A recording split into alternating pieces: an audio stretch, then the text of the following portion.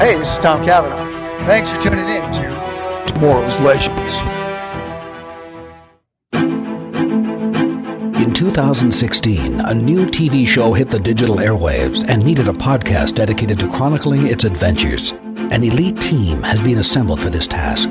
Unfortunately, the world's listeners have not heard of this Wonder Twin duo. And although they may not be known now, in the future they will be referred to as Tomorrow's Legends. Hey, Harley. Wow, you got here early. That's totally unlike you. Yeah, I had some ideas. I wanted to upgrade the studio a bit. Upgrade? Oh, wow. Look at all this new tech. Man, it looks cool. Hey, what's this button for? No. Don't touch that one. Don't ever touch the red button. Okay. Well, what about this button? No. Stay away from the blue button, too. And while you're at it, don't push the green one, the purple one, or the yellow one. What? Well, why would you install all these big, bright buttons if I can't even push them? Well, just because. I'm not going to tell you what the buttons are for. And now, here are your hosts, the fleet-footed Flash and his hammer-swinging partner, Harley Quinn. But, I want to push one. But, too bad. Hello, Legendaires. Welcome back to Tomorrow's Legends. We're here to cover Season 4, Episode 10, The Getaway. I am the Flash. And I'm Harley Quinn. Hello, Legends. And hello to Gideon. She was in this episode. She was in this episode, very briefly. Yes, very briefly. Well, this episode, I think we're a little bit opposite tonight. Yes, which always could make for an interesting discussion. I always think these episodes are going to be short, and then they turn out really, really long. So that's true. But we'll have to see what where we differ and where we are similar in our thoughts here. But let's kick it off with your impressions. All right. I gave this episode 8.5 Rebecca Silver sequels. Ah, nice. Yes. I was actually very entertained throughout the entire episode. There were so many little one-liners, and I did kind of enjoy all the little bits with Nixon and the Dick Richard jokes. I thought those were kind of funny. And then the second half of the episode, it kind of brought about some of the more serious stuff, which I always like. So I kind of just enjoyed it all the way through until the ending. I was so annoyed by that ending, and we are going to dig into this because I think this was a pain point for both of us. But it really pissed me off they didn't let Nora do her thing and bring him back. But we'll get into that. Before we do that, why don't you just give your rating before I go too much further? Well, I feel with you on the ending there, and I don't want to. Let's not kick it off with the most angering part of this episode. That's right. But I'm quite a bit lower than you on this one, and maybe as usual, I'll bring it up a little bit as we talk about it, but I'm only giving this one a 6.5 traveling Wilburys. Yeah. It's hard for me to match your enthusiasm, but we'll see where that's coming from, and I might agree with some things. But I want to get one thing out of the way right now with how I feel about this episode, and we can talk a little bit more about it afterwards. So let me get this out of the way, my initial feelings, because it's really been bothering me that we have a so-called superhero show with absolutely no heroics or superpowers happening at all, ever. I came to this show on the premise of superheroes time traveling to save the history, because that's pretty darn cool. This episode, and so many like it, I did not find so cool. Now, there was some fun. There was a lot of fun things for sure, and a few laughs, and some really nice moments with Nate and Hank. But it's not the show that I signed on for anymore. I don't need an hour-long sitcom. That's not what I'm coming here for. I want adventure, I want action, I want cool time-traveling science, like we have talked about so many times. What we're missing right now on our show. So I'm actually pretty serious when I say that I prefer Season 1. Yes, that dreaded, hated Season 1 that everyone doesn't like. I prefer it over this one by far, and that's because of the time-traveling escapades and all the fun stuff. I don't care about Savage. They got the time travel, they got to save the history of the world and all that so many times over. It was way more fun, way more super sciencey stuff. Yeah. So if it weren't for liking these characters so much and feeling connected to them and doing the show with you, Harley, I'd actually be considering saying goodbye to this show because it's just at that point. And it's just unfortunate. I want our fun super science stuff back. Anyway, I'm just feeling a little bit let down by the show right now. And that's just being honest, because that's where we're here to be.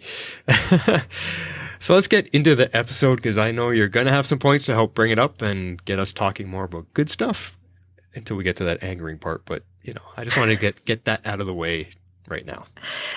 Oh, okay. Yeah, you're right. We are not starting this on a good note. So I did give it an 8.5. So I will do my best to bring us up. All right. Well, before we get into it, just we don't really have any new news of any kind. Yeah, so let's just remind everybody about our Patreon account. We need to keep throwing that bug in the air. That is just out there to support us and all the hard work that we do and the amount of time and effort that we put into the show, guys. So if you guys want to have a look at that, we'll let you know how to do that in just a sec. We want to thank those of you that are on there supporting us right now already. We totally appreciate it. It just helps us cover our costs. It just shows that you appreciate everything we do. So yeah, thanks for that. Got something you wanted to say? Wanted to toss in there. No, I was just going to say thanks to our supporters. And, if you're looking for something to do, a way to show your support, that's an awfully good way to do it. And this is how you can do it. If you'd like to support our podcast, you can do so at our Patreon page at www.patreon.com/tomorrowslegends. All right, so let's get into this episode. Where are we going to start off with? All right, we're going to start with the basis of our skit and the question that I know everyone is asking. What is the red button in the bathroom? I know, burning questions, deep thoughts, but y'all, I need to know.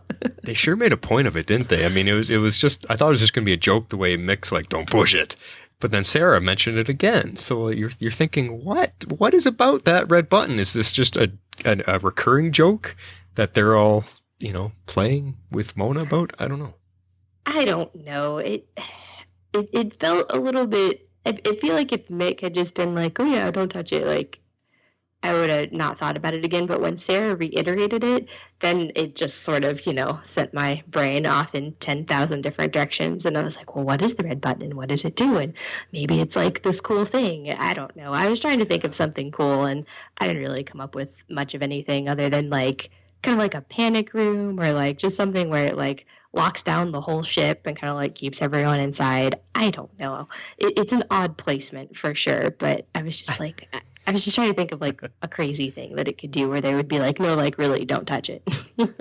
Well, and it's funny you say the odd placement because the way I was going to answer you is like, it's in the bathroom. Why would there be anything that locks down the ship or has anything to do with security or protection in the bathroom? To me, that's silly unless like but you're it's saying, legends. Yeah, true. But I mean, if it's a lock room, maybe it's a way to, it's a place no one would think to run to be in a lockdown room, like a locker room. But I don't know. I was thinking, I think they're throwing us a red herring. I'm thinking it maybe doesn't mean anything other than maybe it's what empties the tank because it is the bathroom. You're on a spaceship. So maybe that drains the tank out into the timeline, which is kind of gross if you think about it. Like, ew. Gross. You got poop from the future landing on anywhere in the timeline. I don't know. But I was just thinking along those lines because if maybe they're warning her about not pushing it, maybe you have to have some type of safety check. If you push the button and they're opening a hatch, well, you could possibly get sucked out or, it creates a vacuum in the bathroom. I don't know. Maybe you got to do something. I don't know. I that's all I could come up with is that's all it is. Cause I was thinking of like RVs and tent trailers that have the same kind of thing. Yes. So. Yes. Yes. Airplanes. Although it doesn't go to nowhere in an airplane, but same concept anyway. Yeah. So actually, it's funny. Speaking of airplanes, did you hear on the news? God, it was like last year or something. Some lady is suing one of the airlines because they emptied their toilets in the sky and it all landed on her car while she was parked. Oh my God. She got dumped on by a bunch. Yeah, it's in the news. You could probably look it up and find it, but talk about the craziest 1 in a million things to happen. That's horrible. So Oh they my obviously gosh. dumped it in the wrong. I'm sure they do it over the ocean or whatever. But yeah, crazy. Oh, that is insane. I legitimately didn't think they actually did it while flying. But Yeah. apparently I'm wrong. So Unless they're not supposed to, and this one airplane did. I don't know. I don't know. It's funny, but yeah, there's a picture of it, and her car's just covered in it, and of course it stinks and it's mess, and so she's suing them for damages, and Oh my you know, gosh. yeah, oof.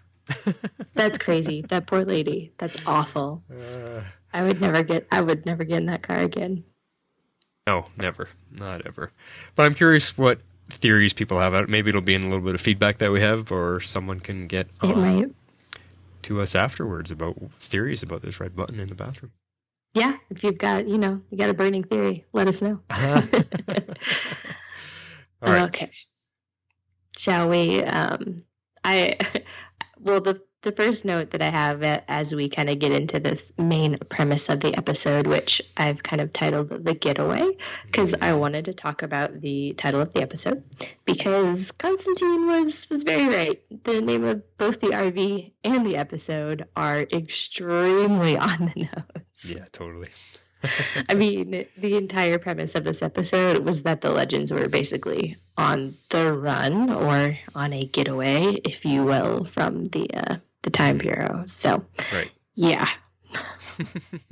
I think this is the most on-the-nose episode title we've had yet. Well, and we were kind of expecting certain songs, possibly. I think people were hoping to hear one of those songs from the vacation movies. Yes, Would've been I know funny, I was. But they played something different. And then I thought it was kind of interesting that the fact that they had to escape on this RV was that it was set up by Nate and Zari by accident, because they're the ones who disabled the ship to stop Hank from being able to use it. Right. So they disabled the Waverider, forcing the other half of the team to have to find other means to get out of there. So That's true. Well, they were already off the Waverider at that point anyway. So at least those that, were left behind at least got out. yeah, as well, well. because I think they had said like they were going to head back to the Waverider, but then they Right. stuck them a message like, "Hey, no, don't come back. Hank's here. He's taking over." Yeah, exactly. Yeah, so that's where they find a new one. Yeah, yeah, kind of funny. Yep.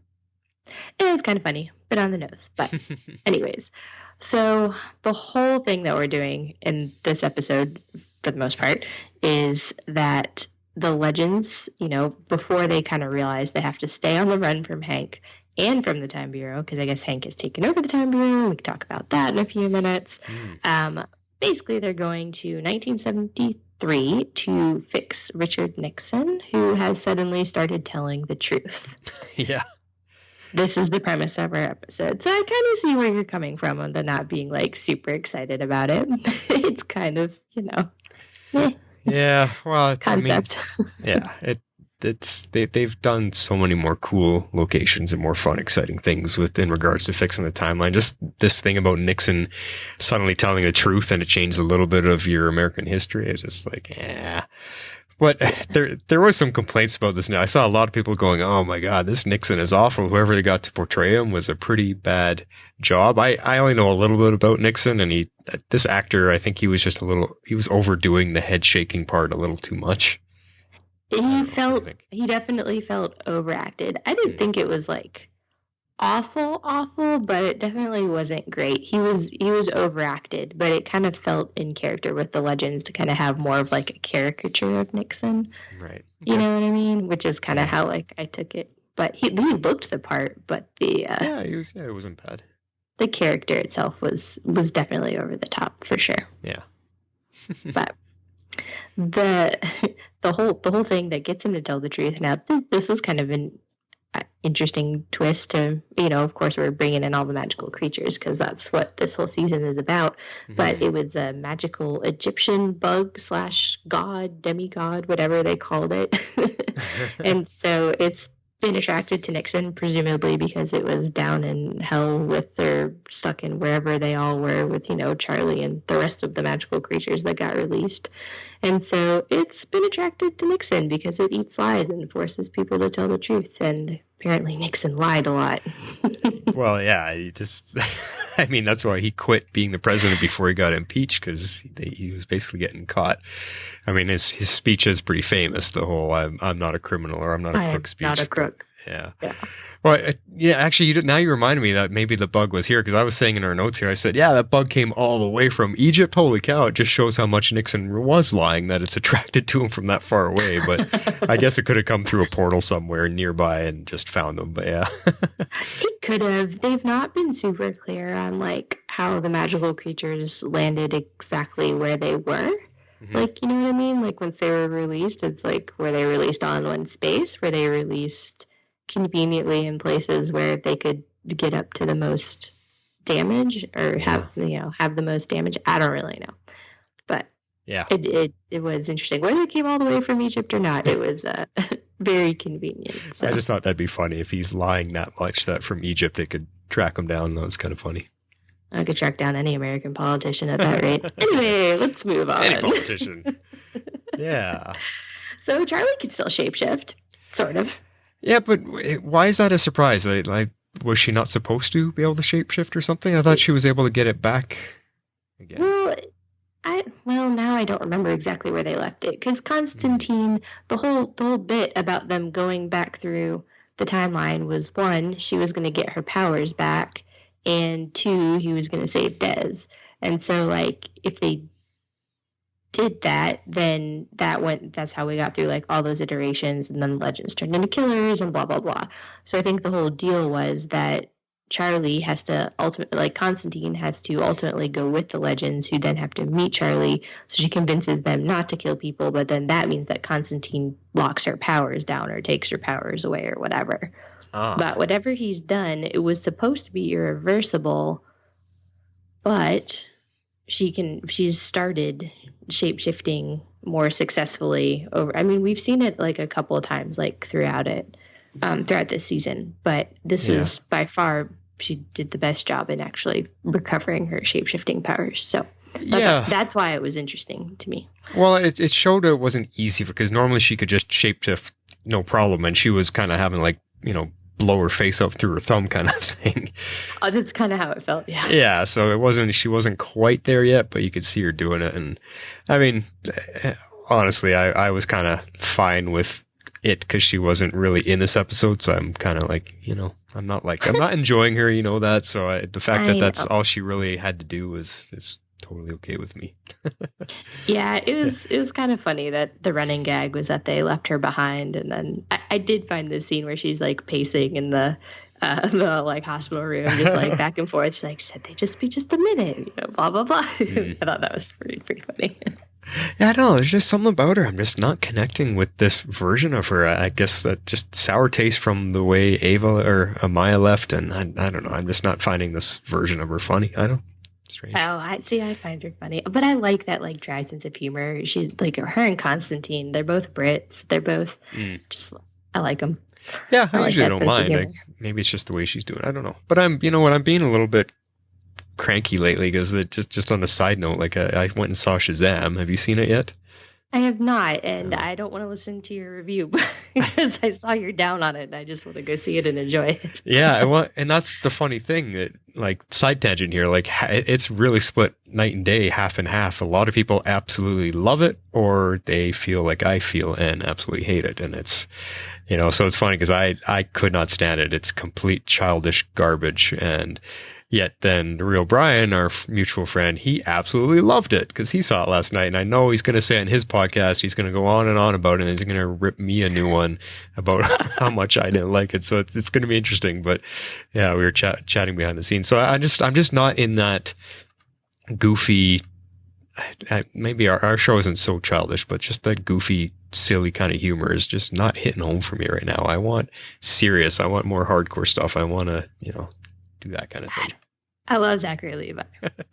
I love him. You'll probably like it. I did. Listen to Cybercast movie review, and you'll know exactly what I mean when I talk about it. Yeah, it's another one. I'm going to see the movie first, and then I'll listen to your grumpy review. All right. Well, back to Legends. All right. So we've got the spoiler alert. We've got this scene coming back up, but we still have to talk about it. Okay. is with when Mona like releases the bug in the RV through like it's just a comedy of errors. This was almost one of those parts where I was almost just like, oh, really? It just you could like see exactly what was going to happen, and you knew you're like, oh, okay, she's going to drop it. Oh, there it goes. It's going to escape. Oh no, it's going to mess Zari up. Oh, now they're going to get caught. Okay, like it just you could totally predictable. Yeah, it didn't super resonate with me, but this later scene where the truth bug actually gets out and starts passing around to everybody kind of made up for it, because I really did kind of dig this scene. I thought it was pretty good. So while you're on that point, though, before we get into it, let me ask you, how are you feeling about Mona, though? Did that annoy you about her? Are you liking her? I think for the most part, I'm liking her. Like that part kind of annoyed me.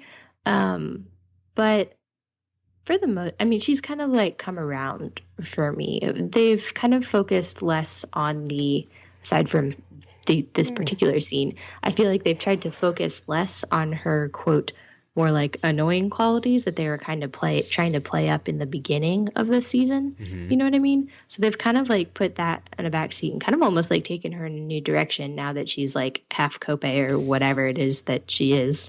Hulk pay is what I'm I'm just gonna call her Hulk from now on. She Hulk. Well, and exactly. That's the thing though. Talk about out of left field, complete 180 direction change with her, because she when she first came on the scene, we thought, oh, she's a perfect match for Gary because she's got all this knowledge about magical creatures and everything, so she's going to be able to help him out. Well, where'd all that go? That's completely thrown out the window now to give her this new storyline and whatever. She was supposed to be taking care of the creatures, but yeah, they've really changed up the writing for her. Yeah, well, it kind of feels like they've changed up the writing for everything. Like it feels like after the first half of the season, they're almost going in completely different directions with everyone. Yeah.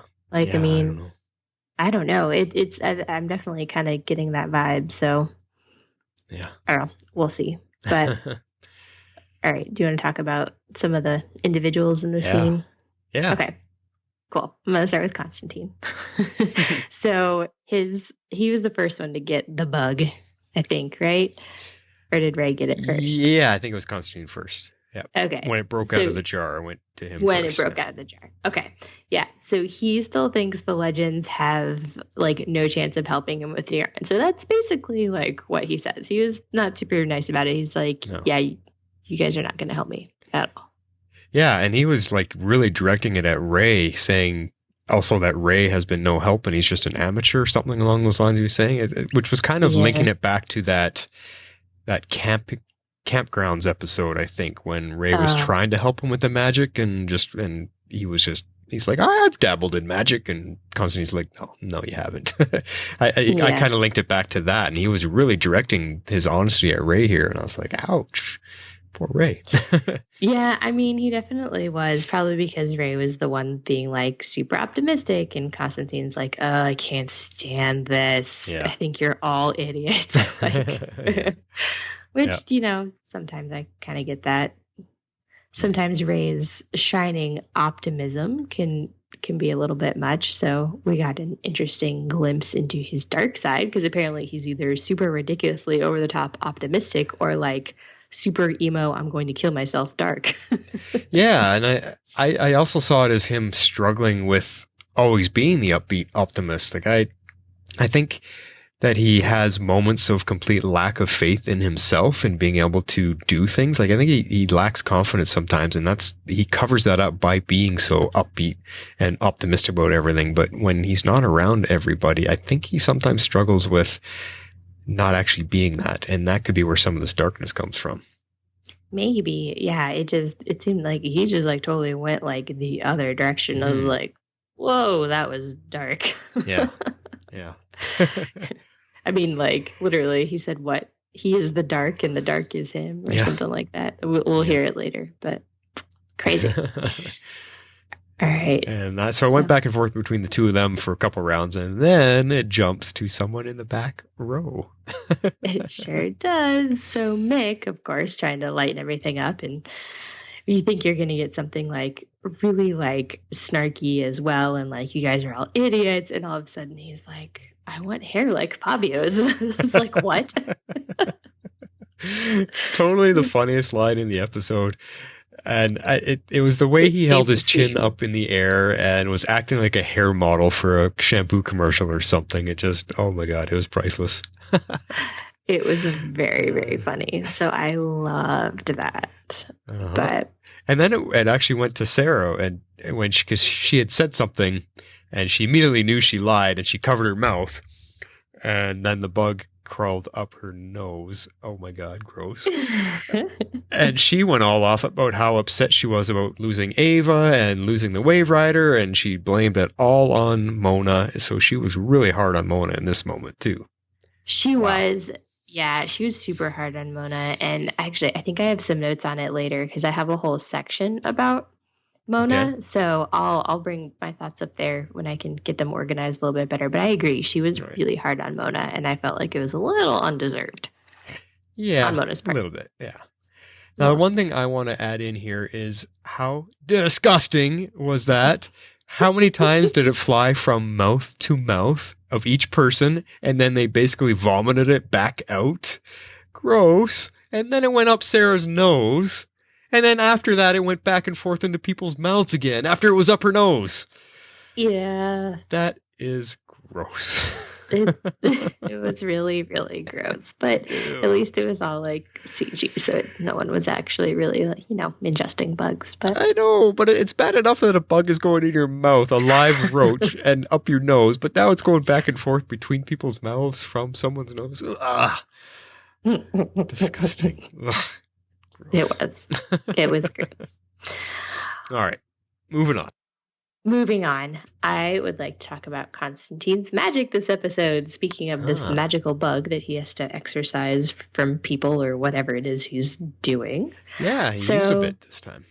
He did, and this is what I've been wanting to see since he joined our team. Like, it's nothing flashy. It's arguably convenient, but it's something. Like, he doesn't have any superpowers, and I know, like, that's your nitpick is that we're not getting any superpowers at all. But not only were we not getting superpowers, we really haven't gotten much magic either. I mean, really. Yeah. Like, and maybe it's because I've been watching, like, Constantine and seeing how much actual magic he can do, like, from his show. And so now I'm like, oh, like, why can't we get some of that cool stuff here? So this episode, I felt like we actually got some of stuff. We got some of his cool little tricks. And then when he was, like, mirroring that RV, that was super useful. Yeah. And that reminded me of the bilocation trick. So I wonder if that's what he was doing. Ah, yeah, because you said bilocation or notes here, and I was trying to remember, where's that word from?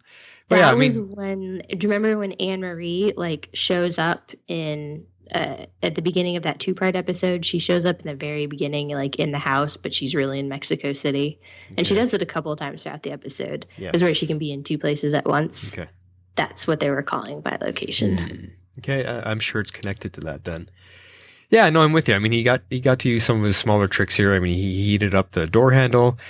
He used something to draw the bug out. And then, like you said, that van split trick, that was really cool. Now, the thing that I wanted to point out here, though, is that even though he's using magic on this episode, it's magic that we never really saw him use on his own show. Because everything on his own show was like dark conjuring and counterspell type stuff, everything to do with the dark arts, where this was more kind of trickery stuff, which we didn't see. So I thought it was interesting. Like, wait a sec, I don't remember him using this kind of magic on Constantine, but he's using it here, the trickery stuff. Yeah, well, the one thing that he kind of did, I wouldn't say it was like trickery, but it felt more like when he warmed up the door handle. He in one of the episodes, he basically like put an incantation on a mirror so that like spells or like stuff would bounce off of the mirror. Mm-hmm. And so that kind of reminded me of just like having a trick up his sleeve. He's got some little spell that's going to do something useful, whether it's like, making a mirror be an anti-spell thing or heating up a door handle. Okay. Yeah. So that's what that reminded me of. Yeah, I just thought he had more tricks than we knew he had or knew what he could do. So Yeah. Oh, for sure. Yeah, that was cool. We did a few things. Yeah. Fun. Well, I also liked him bonding with Sara. I thought this scene was nice. I mean, whether or not he believed it, she still needed someone, and he knew that. And so, like, it kind of shows that he does care, even though he's going to be that guy and be like, oh, I don't really care. You guys are all idiots, and I hate you all. I'm like, but do you? Do you? I think you kind of secretly like being part of the team. You like having friends again, not being on your own. Yes and no, because on his show, he was always talking about anybody who's my friend always dies. He was, and he said that on this show too. Yeah. So, but he is developing a little bit of, like you said, a little bit of care for these people. And I think a little bit more for Sara because they do have a bit of history with each other to pull from. Yeah. You know, they both come from very dark places, and so they can connect and relate to each other on that. So it's nice to see him connecting to someone on the show, at least one of the characters, one of the team. Exactly. That's kind of where I'm coming from. I mean, he's not going to be best friends with everybody, but I do kind of like that he's bonding at least a little bit with Sara, and he bonds with Charlie somewhat, but Charlie's also not really human, so that doesn't count. Yeah, true. All right, well, let's move on to a little bit of talk about the Time Bureau, what's going on with all of that stuff. Yeah, so this is where things start to get interesting, which is why I wanted to kind of split these out.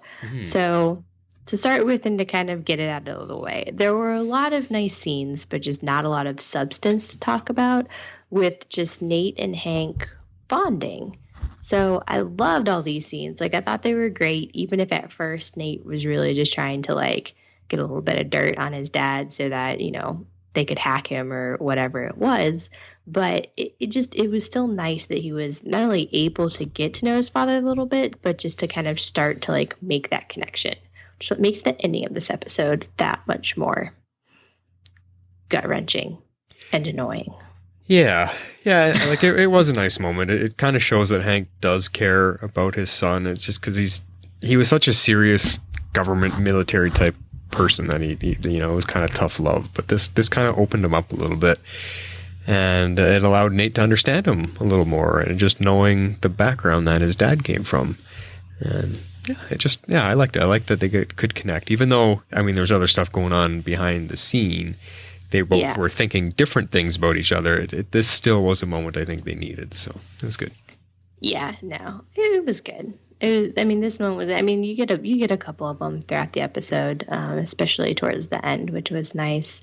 Although I will say this is kind of like, I guess maybe a minor nitpick, but he probably should have been, like, just a little bit more discreet the way that he was, like, contacting Zari, you know, instead of, like, the super obvious, oh, I don't feel good, like, you need to stop, you know? Like, he could have turned the radio back on and just been like, what do you mean we're going to such and such, you know, and not been as obvious about it. And Zari still could have relayed that back to the team. But anyway. No, you're right there. He wasn't very good at covering. I mean, Hank picked up on it right away. Just going back to the beginning, though, like when we first see Zari dressed up in black and she's with Nate at the Time Bureau, I initially was like, what? They're sidelining Zari too at the Time Bureau? What the? I was like, no! I completely forgot that they're working together, and I didn't even clue in that they're putting on a little charade here. I was like, no way, come on, not her too. And they're still pretend dating. That's what the best part of that was. Funny, yeah. That was hilarious. She's like, babe, really? Yeah. So funny. Crazy. Oh, man. Okay. I guess we do have a little bit more on Hank and Nate coming up. Okay, so let's talk for a minute. Since they were trying to hack, let's talk about Gary and what he was doing. So I loved that he's the only one that they can actually trust, especially because Ava is AWOL, I guess, took a leave of absence. So that's why Hank is in charge. Yeah. Like, that just seemed really weird, but whatever. I guess she's super upset about whatever happened with Sara. So there's that. But this whole, like, beautiful mind scene where he's trying to unravel what Hank is doing, and he's got, like, his index cards and his yarn, and he's, like, trying to, like, make all the connections. It's just, like, this jumbled mess and web of yarn. And then he ends up knitting a scarf without even realizing it, or whatever that was. Yeah, I didn't get that. I was like, have you used too much yarn? Did you knit the scarf instead? Like, what? I wasn't sure where they were going with that. I think he had a ball of yarn, and he was just working with it so much while he was thinking, staring at the board, he ended up knitting a scarf. And because this is the way he looked at it, he's like, what am I doing? The way I looked at it. And like, you knitted a scarf. He did. It's funny. So he decided he's way out of his league. So he's going to find someone else to help him. So he decides to go to Nora. And I loved this. I was very, very happy to see her. Yay, Nora. And yes, I was glad to see her back. I was glad that he basically was like, hey, so there's this really weird thing that's going on and I really need your help because I don't want you to get hurt and blah, blah, blah. I mean, part of it was probably a little bit of a line just to be like, hey, like, no, really, you need to help me. But the other, it was nice that she was just like, okay, yeah, I'll help you. While she's in the middle of reading Mick's sequel. Yeah. And I mean, I was just so excited to see Nora come back again because I've been waiting for her to come back. I think she brings a new kind of energy to the show that I think it so badly needs right now. The kind of energy that I like, that, you know, it kind of links it back to the way our show used to be. And I want her on here more. So I'm so intrigued about her storyline. And I like that they're using Gary a little more seriously now. He's not 100% the goofy sidekick. He's actually becoming useful. Even though he messes things up or whatever, but the fact they're giving him things to do and making him useful, so he's not just a bumbling Time Bureau agent that makes you wonder, how does he even have this job? He's now showing that he's useful. He's got to be good at something, otherwise he wouldn't be surely still be employed, right? Yeah, totally. But then you mentioned, she's sitting there reading one of Mick's books, and I had to pause the screen to look at it, and it's called Body of Proof by Rebecca or whatever. And I'm looking at it and I'm like, that doesn't look like one of Buck's adventure stories. What is this, a whole new series? What is that? But the first one didn't either. Like the cover was like a woman's leg, like with a high heel on or something. And then this one is called Body of Proof, but it had like, it looked like almost like an Illuminati kind of symbol. Do you know what I'm talking about? Yeah. So I don't know. I think it's just, they're packaging them cleverly, maybe. I don't know. But because in last episode, Mona was telling him, well, the sequel's not even out yet or whatever. So that's why I was like, well, that's got to be the sequel, right? Yeah, or an early, like, that's what I mean. We don't even know how many have been published. So, but the fact that Nora had one in her hands, I don't care. There is a book available. We need to get our hands on it. Well, whether the inside is blank or whatever, it doesn't matter. They printed a cover at least, so I know. Fill it up. Let's go. I might have tweeted the main like show handle at the CW, and I was like, "Good, I need these books. Please make this happen. Thank you." Yes, exactly. And I don't care if Dominic Purcell actually does the writing for it. Even better. Oh my gosh, that would be so funny. If he's like really a writer, that would be so hilarious. And then I want the audiobook version with him speaking. Yes. Okay, y'all heard it here first. First of all, someone needs to write the books. Doesn't matter who it is, just someone needs to write them. But Dominic Purcell needs to voice at least Buck, if not the whole audiobook. Exactly. That would be amazing. This needs to happen. Definitely. Okay. Well, we went off on a slight tangent about probably literally the most insignificant part of the entire episode. But one of the best parts. Exactly. It was so funny. But I wanted to talk for a few minutes on the two things that Nora and Gary uncovered that Hank is doing. So he has two things. So stay with me for a minute. He's got two things, right? He's got a house deed from 1912. I have no idea what in the world that ties to, but just he's got a property deed or a house deed, something like that from 1912. Okay. And he also has dwarf star alloy from 1837. Like he went back and like, I don't know if he's stockpiling it or what he's doing, or if he's just going back and like pulling it out of the mines or whatever.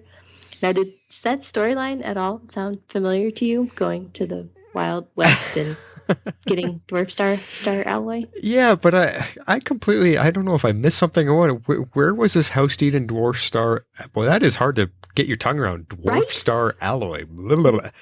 Where in the episode was this little bit? Because I went back to try to find it. I couldn't even find it. So I'm having trouble cluing into these little hints. So it was right when they were hacking him. So like Zari calls Gary and says, "Hey, Okay. the dog's name is Silver," and he's like, "Oh, I got in. Hackers really do say that in real life." And then Nora very quickly rattles off the things that he's found, and then at the very end, Zari reiterates just the dwarf star. That is so hard to say. I Dwarf challenge star anyone to say it alloy. fast. Yep. Seriously. So she explains that again to Nate, so that's why we hear that part more than once. But in this particular scene, it's like right after they get in, and then Nora's like, okay, this is what he's up to. He's got a house deed from 1912, and he's getting dwarf star alloy from 1837. And so Okay, so immediately I was like, what? Sorry, go ahead. I was saying, so what are you connecting here? Sorry, just keep going. Tell me your story because I'm trying to understand what you're connecting. So what I'm connecting are the Wild West episodes, your favorite episodes historically of Legends. Top 2, yes. Yes. So particularly in season 2, because in season 2 was when we go to the Wild West. Nate is with them. He is still using his steely abilities that he hasn't used in like a season and a half. And they uncover like an entire stockpile of this dwarf star alloy. So I was like immediately like, okay, is this the same time period? Like, where is this coming from? And so I looked on the wiki and found the time dates, and when they were there, it was the late 1860s and early 1870s, around Jonah Hex's time. So that's kind of like his time period. And this happened in 1837, which is what Nora said. So it's about 30 to 40 years before our legends appear at any point in the Wild West. All 3 times they appear there. Right. So they appear there when there's already a stockpile. So the fact that he's going back there 34 to 40 years earlier means he could be involved with the unearthing or digging or whatever of it. Interesting. Yeah. Okay. And I don't know if they're going to tie it back into season 2 or season 1 at all, but that would certainly be very fascinating if they did. That would make us happy because we were complaining on last episode that they're connecting it to just last season, and we don't want that. We want them to go farther back if they're going to connect. Let's go back to when we had some cool stuff. Yeah. So this could be one of them. Now, that the house deed from 1912, what could that possibly be? Why would he want to own a house in 1912? I don't know. And it was pretty ambiguous, so I didn't want to go hunting to see if our legends have ever traveled specifically to 1912, because that would have taken me several hours. If anybody happens to know or wants to do the digging, feel free to write in and tell us about it. Let us know. The only thing off the top of my head it could be is maybe that house deed, that property or whatever, is something that's extremely valuable now in today's timeline, so that's where he gets a lot of his money from. Yeah. That's true. I don't know. So those were the clues that we got to what Hank is up to, aside from the fact that Zari kind of puts 2 and 2 together towards the end. Do I have more on that for later? Maybe we should talk about that for a minute. Oh, no, I do. It's my next point. So before we finish up on Nora, let's maybe talk about this super soldier thing real quick. Okay. So the first thing I thought is that Hank is trying to recreate Nate's power. Does he know about Nate's power? Yeah, he saw him change. There was an episode last season where that's where he's like, "I'm really proud of you, son." That's the first time he said that. It was in the same episode that he sung to put the beast to sleep, put the Minotaur to sleep, because Nate steeled up first and the Minotaur still beat him up. Right. Yeah. Okay. Okay. So because she's talking about like super soldiers, and I know she's talking about Argus, and there could be a whole other big connection there. But my first immediate reaction was he's recreating steel men. Like he's trying to recreate what Nate does. Because he witnessed what Nate could do. Huh. Yeah, but I get the sense he's been we know he's been working with Neuron since before he knew about that. Yeah. So still struggling with the connection there because it's ultimately Neuron's big goal, which I would assume is just to have some sort of like beefed up army where he can take over the world. I don't know what line he's selling to Hank to get Hank on board, but he's basically trying to create magical super soldiers. Yeah, which we don't know why yet, and that's the kind of fishy storyline. I mean, this Neuron character, I don't know. He's not winning any contests for most intriguing villain of the season yet. Not yet, although he's getting slightly more intriguing the more I get to actually see of him. Well, this leads into your next point here is what happened what happened to Nora because of him being nearby. This is where it suddenly got intriguing. So you had a couple questions there. Yeah, because they're hiding. She senses him coming. And so she immediately, like, her and Gary hide under the desk. And then as soon as he walks in the room, like, she is like really affected by it. And so she's obviously getting some sort of vibe from him, some sort of connection. I don't know if she can like sense him, or maybe she's like sensitive to his type of energy as like a holdover from like her malice possession. I don't know. Those are kind of the only thoughts that I really had there, was that she's affected by it. It's kind of a one-way thing, almost like she's detecting something from him, but I didn't get the sense that he was doing it back, like that he was doing it to her. It kind of felt one way, you know? Yeah, and that's why I mean this is the most intriguing part of the episode and probably the most tense part for me, which is what I want. I love this serious, oh my, what is going to happen kind of feeling, and what's the connections. This really got me hooked on this episode because she felt his presence and it scared her, and it looked like it hurt her a little bit too. Yeah. The closer he got, the worse it got. So now I need to know why. You know, what is that connection like? And the only thing I could think of to go with your guesses is maybe because she got her powers through dark, mysterious ways because of her dad, Damien Dark. And so she could be connected to dark forces somehow, which, like you said, could be linked to Malice, like she once was. But Neuron could also be part of that same power source. And he is maybe more powerful than Malice ever was. So if she's drawing power from him, or if his power counters her, and that's why she looked like it was hurting her, I'm not sure. But there's a connection there. And there's definitely a connection. I would love to know more about what it is. And I'm sure that is coming. I mean, that's definitely got to be coming. I mean, we have no idea where she disappeared to. So we're going to talk about this final scene in 1 second. But the result of that scene is that instead of doing what I think she should do, she has to end up like using her magic to basically like knock everybody out. And then presumably she goes somewhere. I don't know where she disappears to. I doubt she went straight back to her cell at this point. So I don't know. Where do you think she went? They would catch her there because right now she obviously took off. What I wanted to say about her though, like I think she's going to be probably the counter to beating Neuron in our season finale. She will be the one that they need to stop him, because you saw that cell that she was in with the force field around it. She eventually overpowered that thing. She got angrier and angrier and really drew on all the strength she had, and she actually broke through that barrier. So she's got some power. She's got some serious power, and actually my theory was that she didn't break through it. She absorbed it. Oh, you think she absorbed it? So here's where I'm going with this, and this is why I got so freaking angry at this final scene. Oh, wait a second. Then we need this. Form of water.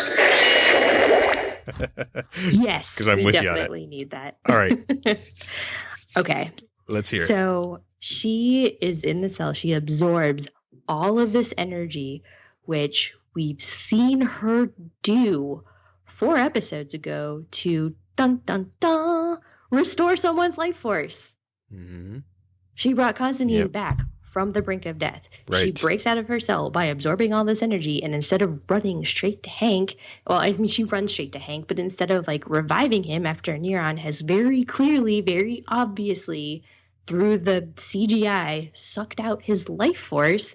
She gets conveniently interrupted by Nate and then surrounded by Time Bureau agents instead of just like doing it. And then she has to like waste all her energy to disappear instead of bringing him back to life. It drove me crazy because we literally watched her do this, 5 episodes ago? Yeah. Oh, I'm so mad. Now, I'm with you on that. See, that's the part that you're angry about. The part that made me angry is how this scene absolutely drove me bat nuts. Because why didn't she just explain herself? Why didn't she just say, I didn't do it. It wasn't me. Neron was just here. Say something, Nora. Why are you stumbling and basically, I don't know, like the cat got your tongue or whatever the saying is. It was such a bad scene. It made me so angry. And it has nothing to do with the character. It's the writing for that scene for her to perform. She had plenty of time to explain exactly what just happened.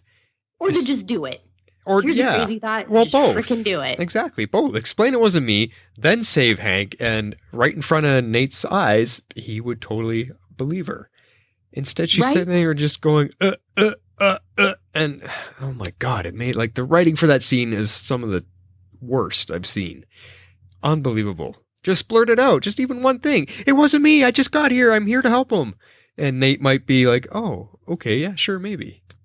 Yeah, exactly. It drove me crazy. So unless they have a very, very compelling reason next week as to why she couldn't do that, I'm going to continue to be annoyed by that scene and by Hank's death. Because I'm assuming he's not coming back to life. I mean, I don't really know. It's a magical, we've got nothing but magic this season. So literally anything could happen. Literally. You would think he's not dead. Like, why would they kill him here after everything I talked about last episode when I said the producers want him to be on the show and they want to repair the relationship with him and Nate?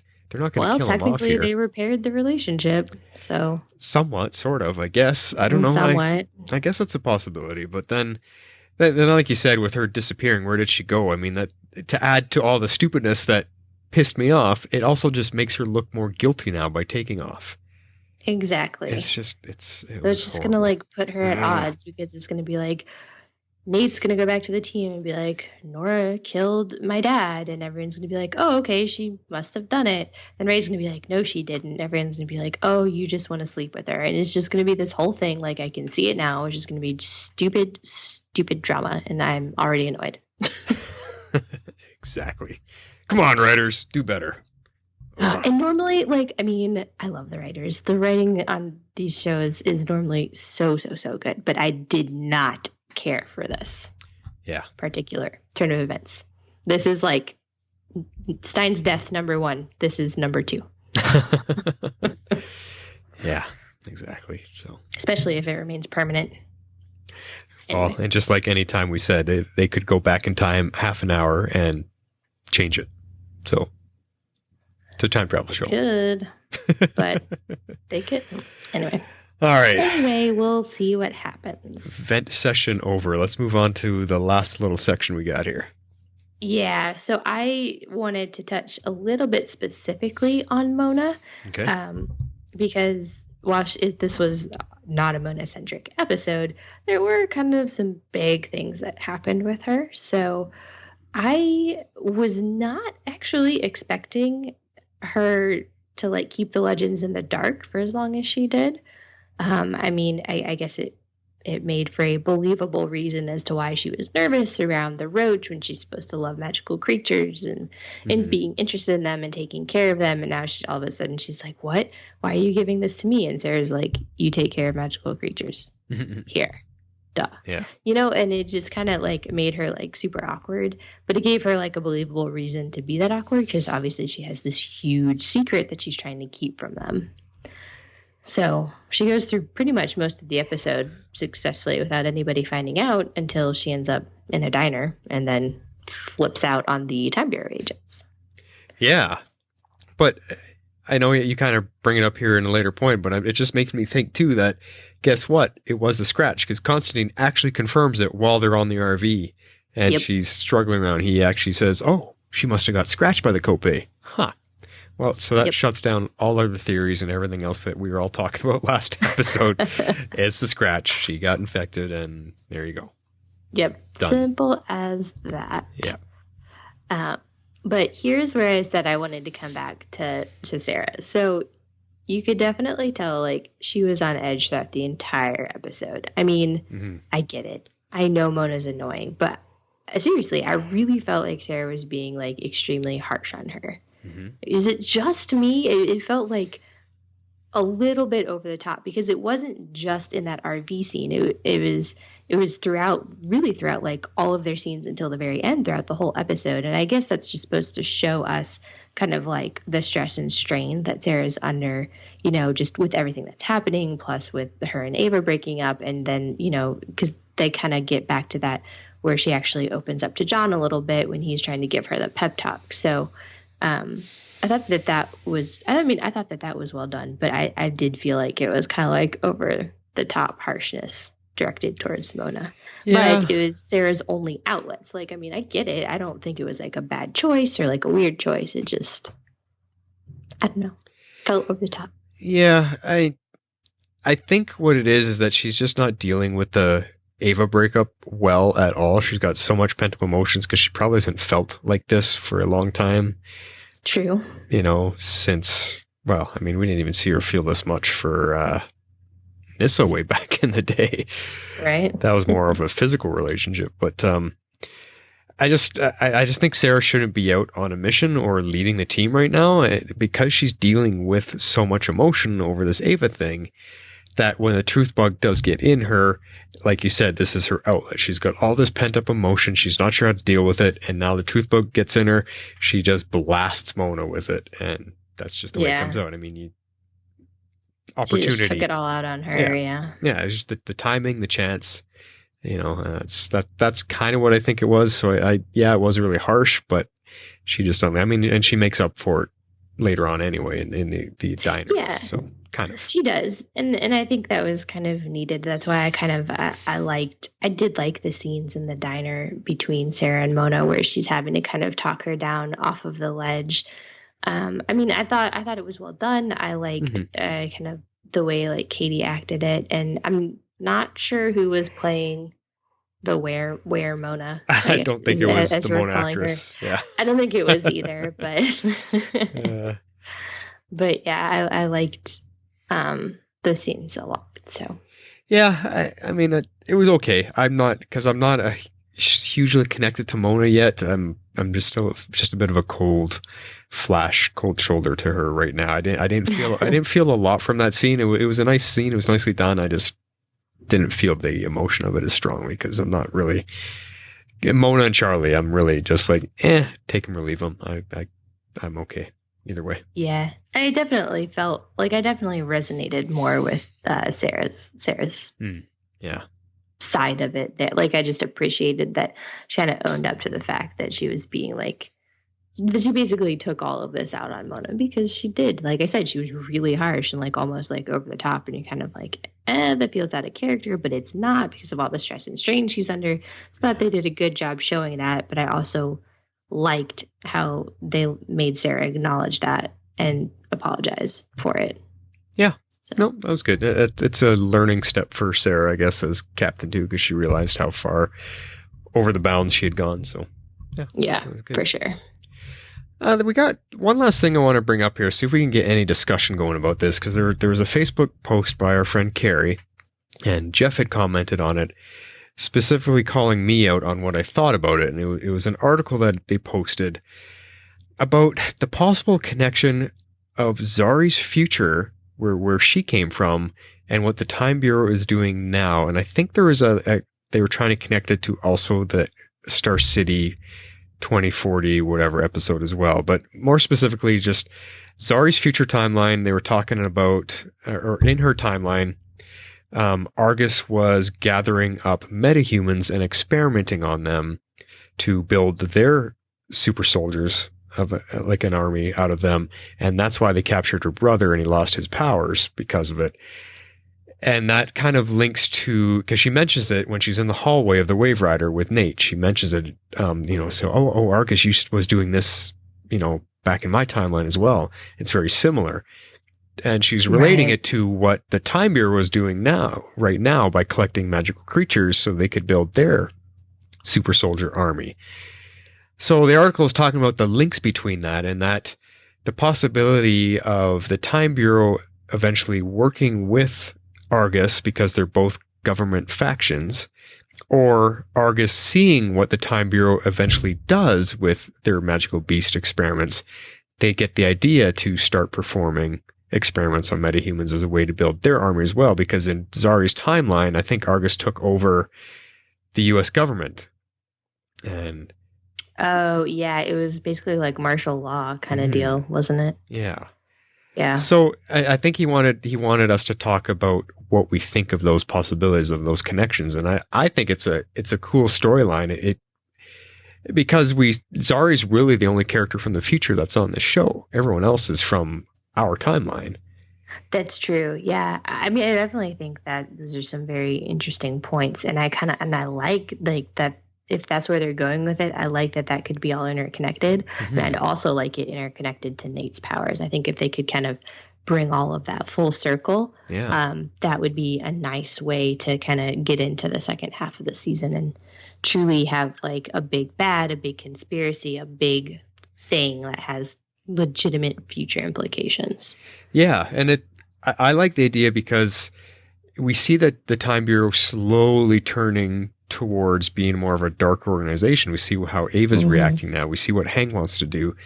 And we know from the current Arrow timeline that they're in the Arrow's future timeline that Argus has also gone bad.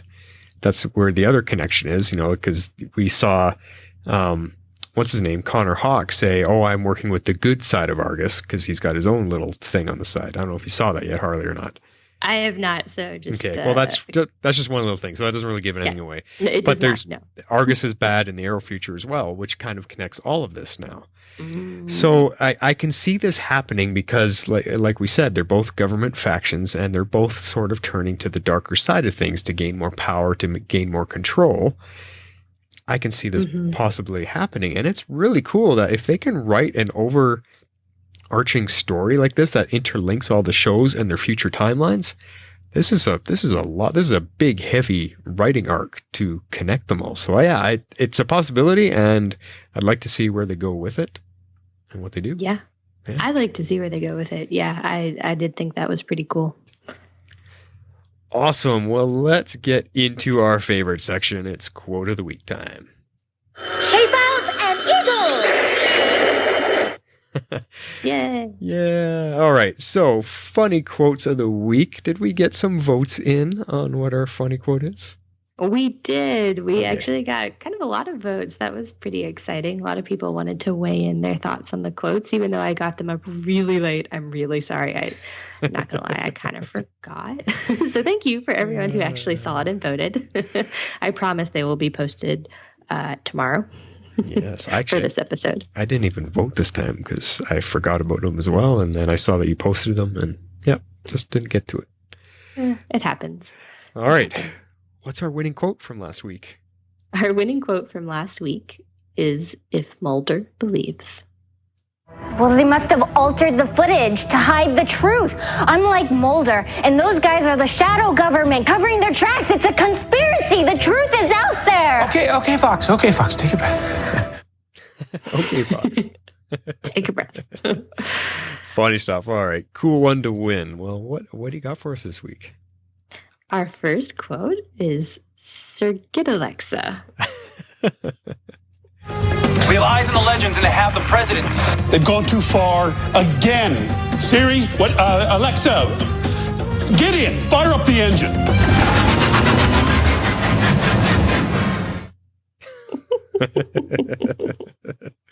It's so meta that they're talking about Alexa and Siri right now. I don't think I've seen that used on a show yet.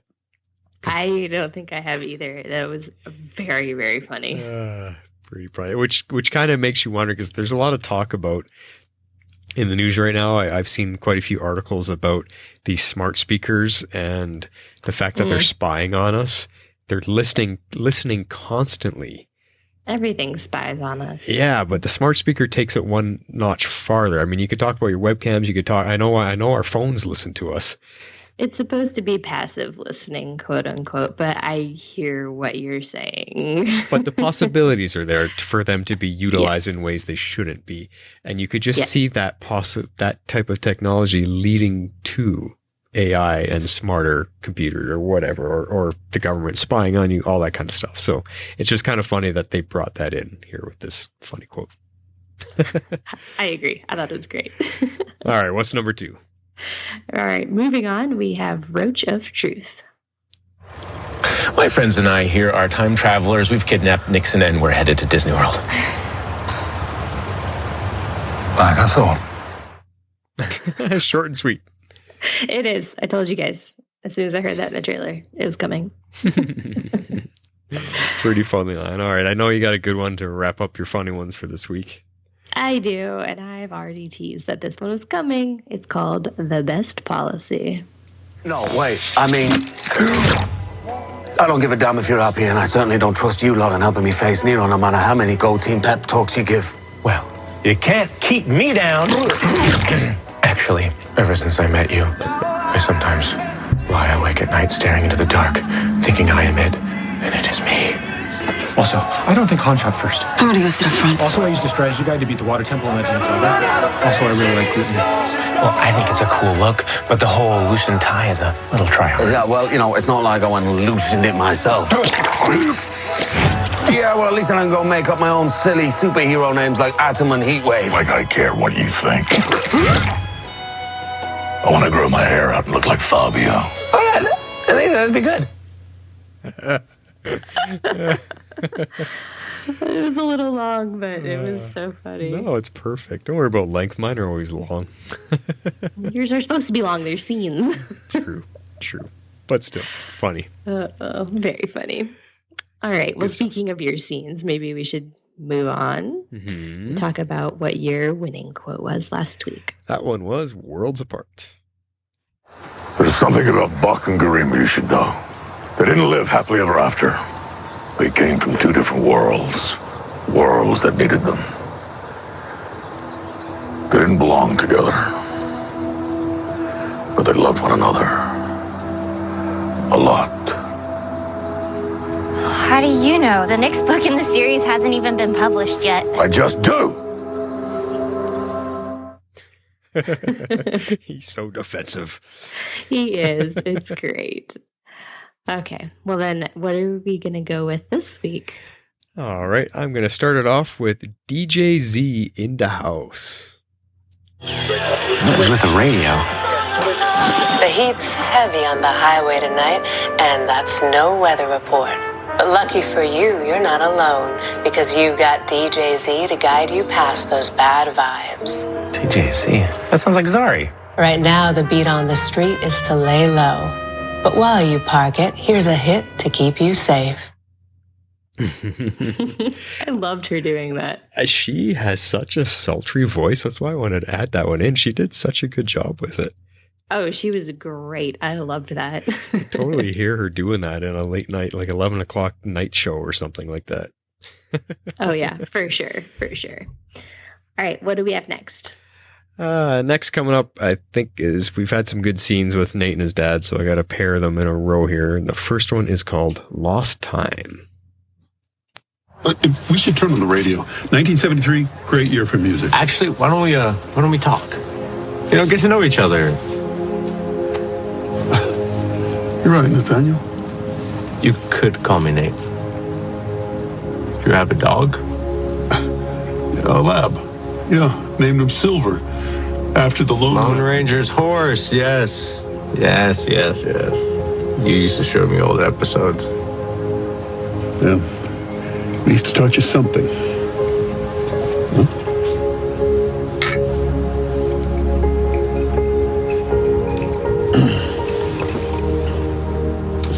You know, my mom used to take me on road trips, stop for ice cream.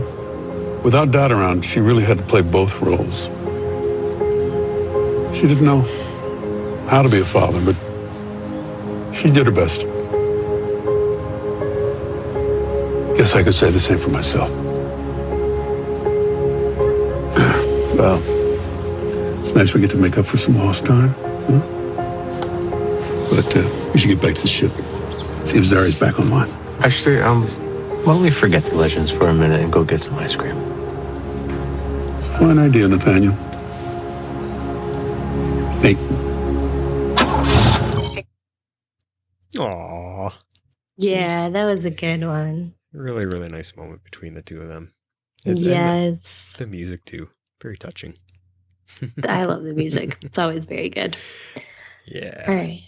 What are you going to round us out with? Well, following that one is another scene a little closer to the end of the episode, and this one I'm calling The Truth Inside.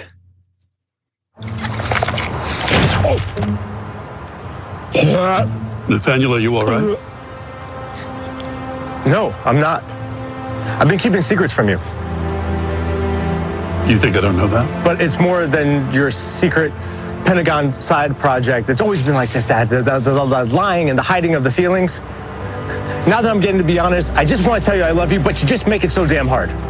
Look, son, you don't understand. And I like working with you at the time, Bureau, side by side. I never felt closer to you. But now I'm having like a hard time even looking in your face. Just tell me why. Why are you doing all this? Why are you pretending that we are on the same side? I can't. But everything I've done has been for you. And the fact that it's hurting you, Nate, it's killing me. But I want to make this right. Okay. You let the legends walk. That or you lock me up too. Because if you don't trust them, then you and I are not on the same side. Stand down. Legends are free to go. From now on, we work together. No more lies. Man, that music again. I know. I think I like that one better. It's hard. I loved Nick's performance in both of them. And, well, in the whole episode, but both of the scenes in particular. Which he hasn't gotten a chance to do for so long, to actually just perform and be his character. I know. It was so good. But what I liked about this one is Nate's the one who had the truth bug in him and was blurting out his emotions, but Hank did not, and Hank was equally honest back with him. That is an excellent point, and you know it was true because the bug didn't go into his mouth. Exactly. So I like that one for that. Yep. All right. Let us move into feedback. Monitoring powers activate. All right. I'm going to kick it off with an email from our friend Kerry Johnson tonight. And he says, rather than general feedback, I figured I'd switch things up and talk about the lessons this episode tried to teach. Oh, this should be interesting. All right. Cool. Feelings. Sara learned that burying feelings doesn't make them go away. In fact, it makes things worse. She was able to share that lesson with Mona, who was then able to transform from the weird Mona back to her normal self. The moral, don't internalize your emotions. That is a very good life lesson. It's a very good life lesson. I think I'm liking where this is going, Carrie. Next one, family. Sarah's line, maybe that's what family is. The people you don't mind being annoyed by, was awesome. Truth. More than any show in the Arrowverse, I think Legends is the best example of family. A weird bunch of folks thrown together who fight and fuss but can always rely upon each other in the crunch. The moral, family matters. Yes. Yeah, that, you know what, the way that he relates that to the other shows and the fact that our team, they're trapped on a time ship and they're constantly traveling all over the timeline, all over history. They are essentially bunked together all the time, more so than, because on all the other shows, Arrow and Flash, they all go home to their own apartments or their own houses or whatever. Our team here on Legends, they're constantly together, so they're forced to survive and get along no matter what. So I totally agree with that point that, this is a mixed matched family for sure. Oh yeah, absolutely. I definitely think, especially with this episode, they tried to hammer that home. Yeah. All right, next up, loss. Nixon lost his ability to lie. Sara lost her ship and Ava. Mona lost Konani. Mick almost lost Robert Redford. And as a result, artful nudity. Ray nearly lost his squeaky clean record with the police. Constantine and the crew lost Charlie. Nate lost Hank. Nora lost her presumption of innocence. The moral, loss can and does hurt, and how each person feels that loss or deals with that loss will impact the rest of the season. Yep. Carrie, you have got some masterful insight happening here. I like it. Love it. Next lesson, lying/honesty. The show proved there is value in lying and telling the truth. Nixon needed to be able to lie to preserve the timeline. Connie, which is short for Constantine, also realized that even if he didn't believe his pep talk that he gave Sara, she needed to hear it. At the same time, the show revealed the value of telling the truth. Sara was honest when she told Mona that she thought burying her feelings would help her get past the pain of losing Ava. That honest vulnerability was enough to get Mona to revert back to human form. The moral, in my Scarface voice, I don't know if I can do Scarface. How did Scarface talk? Tell the truth, even when you lie. I don't know. I tried. That was good though. I like it. Yeah. Tell the truth even when you lie. That's an interesting way to spin it. I don't know. What do you got to say about that last lesson, lying and honesty? I think it's absolutely true. I mean, sometimes you need a little bit of both. You know, I don't know. I liked it. Tell the truth even when you lie. Well, I think the spin that I'll add to it, where he says that if the way Constantine had to talk to Sara, he might not even believe what he's telling her. He just knows that she needs to hear it. So you might not. Yep. You might not be feeling what you're saying, but if someone else needs to hear it, then you got to say it the best way you possibly can so that they can get past whatever it is they're struggling with. That's, you're not really lying. You're just expressing what they need to hear. So yeah, that's true. All right. So he goes on. Overall, I give this episode a 7 out of 10 truth bugs. I like the moments that Nate got to share with Hank when they were doing their best Sheriff Buford T. Justice and Junior impression. I don't know what he's connecting to. That must be another TV show or something. Sorry, Carrie. Do you know? But I think he tells you. I'm reading ahead. Oh. Just keep going. Okay, I should quit interrupting my own email reading here. I was hoping they'd stop at a choke and puke and Hank would order a Diablo sandwich and Dr. Pepper, and Nate would ask for hush puppies. You gotta know Smoking the Bandit to appreciate that. Yeah, forget what I said in the beginning. Okay, Smoking the Bandit. I haven't seen that since the 70s, so wow. Interesting. Anyway, with all the goodwill the show built up with Hank, I was not surprised that they decided to sacrifice him to Neron. The character of Hank had served his purpose, and his death, really, is now a catalyst for both Nate, who seeks vengeance/justice, and is a catalyst for Nora, who, until the moment she was mistaken for a killer, had nothing to do. Now she's on the run, and Nate and the Bureau are in pursuit. It'll be really interesting to see how Ray responds to Nate's pursuit of Nora. It could very well be the end of their romance. Finally, am I the only one who wants to know what the hell that red button in the loo does? Until next week, legends. Yeah, well, I'm curious what your theories are on that red button, Carrie. But backing it up a bit, I am not 100% convinced they're killing Hank here, just based on the news I gave us last week about them wanting to really build a relationship between Hank and Nate. So this could be the springboard Nate needs to really want to save his dad and build upon that bond that they were working on in the police car there. So I don't know. They might be able to save him. Maybe Nora can stop Neron and suck the life force back out of him and give it back to Hank of some kind, or I don't know. Or whatever Harley was saying earlier about having the power to just give it back to him. I don't know. I mean, she does, but she was interrupted and now she's gone. So now he's dead. Oh, man. I don't know. Would they kill him? Interesting. I see, because if they do, then that kind of kills the storyline of the whole collecting magical monsters to build an army for Neron. And although Neron said, I don't really need you anymore, and that's why I kill him. Exactly. So now I guess we're moving on to Neron, since as previously established, Hank is not our big bad. Yeah, well, I guess it and maybe this is the catalyst for Nate, which so TV tropey and annoys me to no end. Reference Stein's death. Can we just get Steel back at least? And Ray in the Atom suit again, please? Yeah. I want He my needs a few superheroes. superpowers. Yeah. Well, Carrie, that was an absolute fantastic, one of the best feedbacks we ever got. And I absolutely love you pulling these lessons out of the episode like that. That really makes me feel a lot better about this episode. So I appreciate that. Yeah, those were great. I liked his points. Yeah. Very concise. Because I think with my disdain for it, I was not able to see these things that we were seeing. So totally appreciate that. Let's move on to a voicemail from our friend Jeff, X-Force 11. Here he is.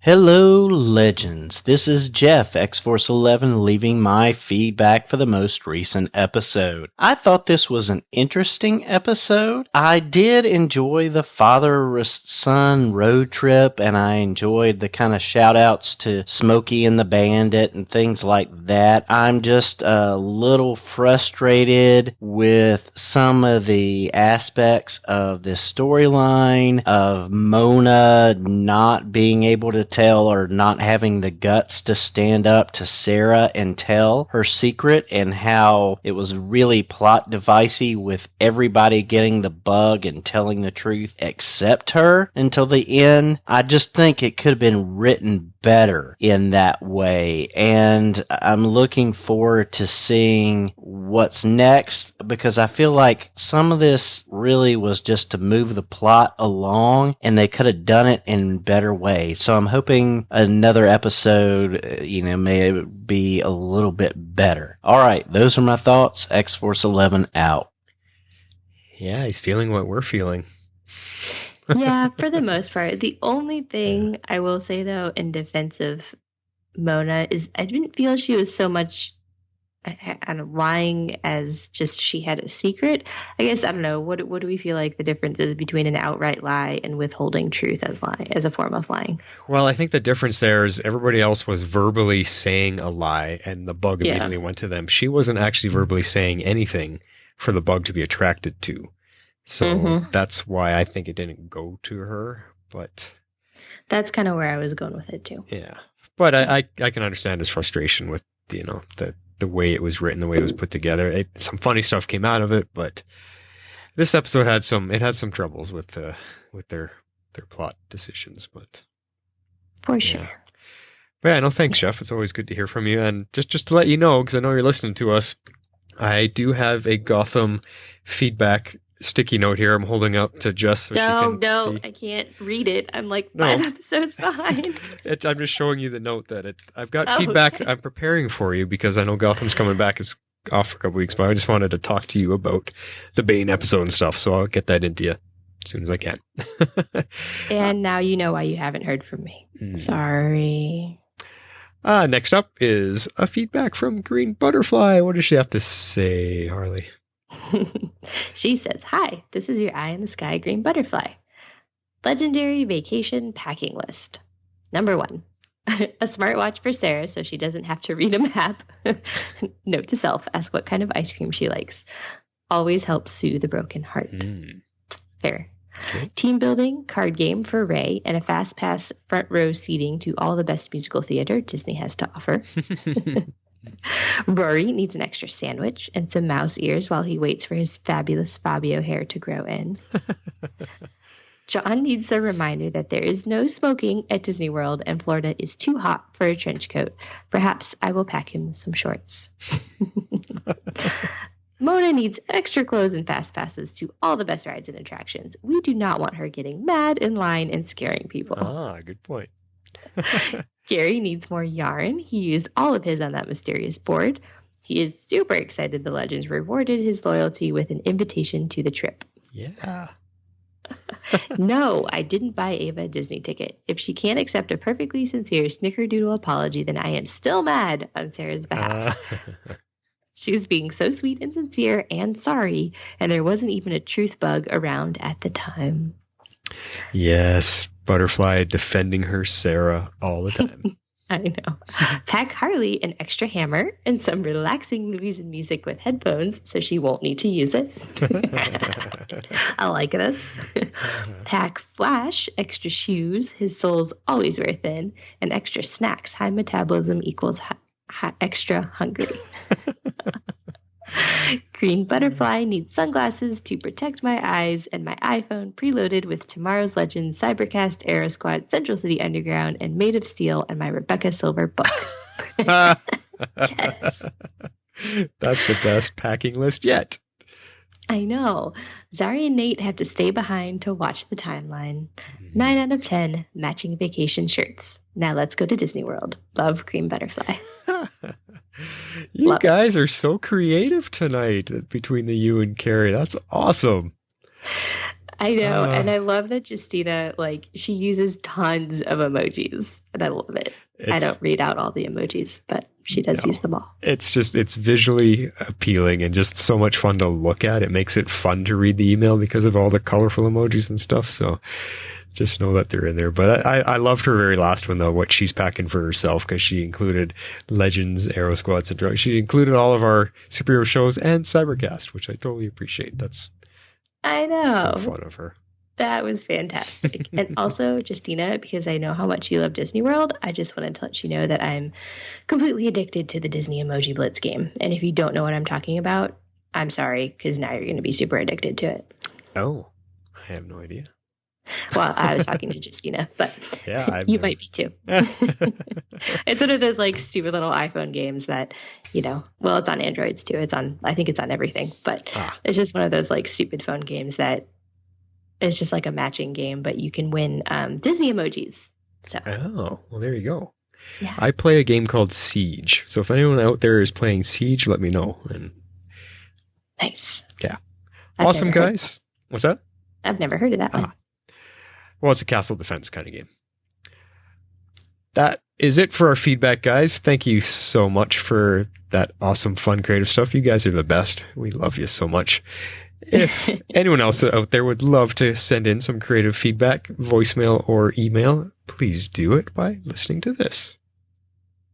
If you would like to be a part of the show, you can send in your feedback to tomorrowslegends@gmail.com. That's spelled with one R. You can also reach us on Twitter at Tomorrow's Legends, also with one R. We'd love you to join our Facebook page at facebook.com/groups/Tomorrow's Legends and become part of the community.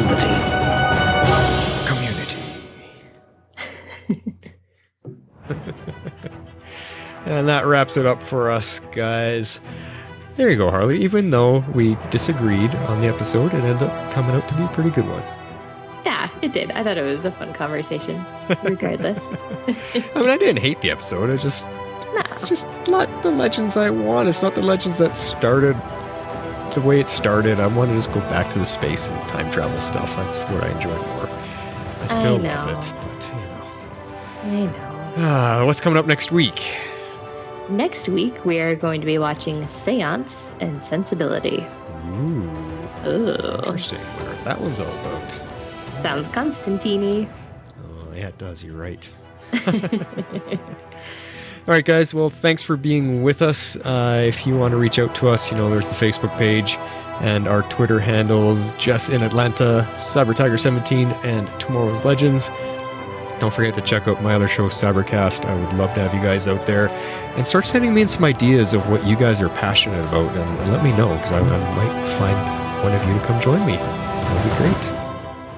Yeah, it's fun. I've done it before. Yes. I'd love to do it again. She was on for time travel. I know, hint, hint. All right, guys, that's it for me. This is The Flash, signing off. And this is Harley Quinn. I'm out.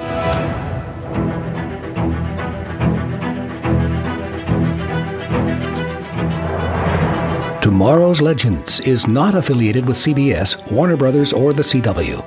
We're a fan-made podcast for entertainment purposes only and are part of the Cybercast Network.